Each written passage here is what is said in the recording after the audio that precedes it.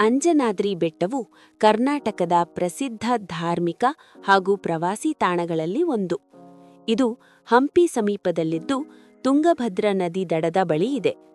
ಇದರ ಮಹತ್ವ: ಬಹಳ ಹಿಂದೆ ಅಂಜನಾದೇವಿ ಎಂಬ ಅಪ್ಸರೆ ಶಾಪದಿಂದ ಭೂಮಿಗೆ ಬಂದಳು.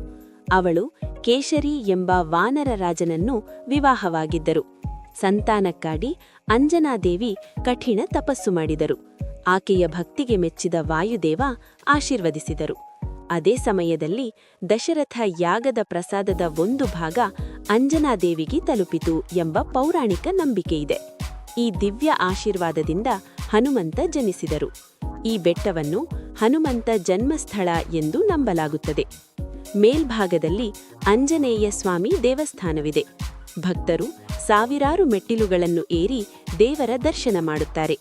ರಾಮಾಯಣ ಕಾಲದೊಂದಿಗೆ ಸಂಬಂಧ ಹೊಂದಿರುವ ಪವಿತ್ರ ಸ್ಥಳ. ಇಲ್ಲಿನ ವಿಶೇಷತೆಗಳು: ಬೆಟ್ಟದ ಮೇಲೆ ಸೂರ್ಯೋದಯ ಮತ್ತು ಸೂರ್ಯಾಸ್ತ ದೃಶ್ಯ ತುಂಬ ಸುಂದರ. ಸುತ್ತಮುತ್ತ ಹಸಿರು ಪ್ರಕೃತಿ ಮತ್ತು ಪುರಾತನ ಕಲ್ಲಿನ ರಚನೆಗಳು ಕಾಣುತ್ತವೆ. ಫೋಟೋಗ್ರಫಿ ಮತ್ತು ಟ್ರೆಕ್ಕಿಂಗ್ಗೆ ಉತ್ತಮ ಸ್ಥಳವಾಗಿದೆ.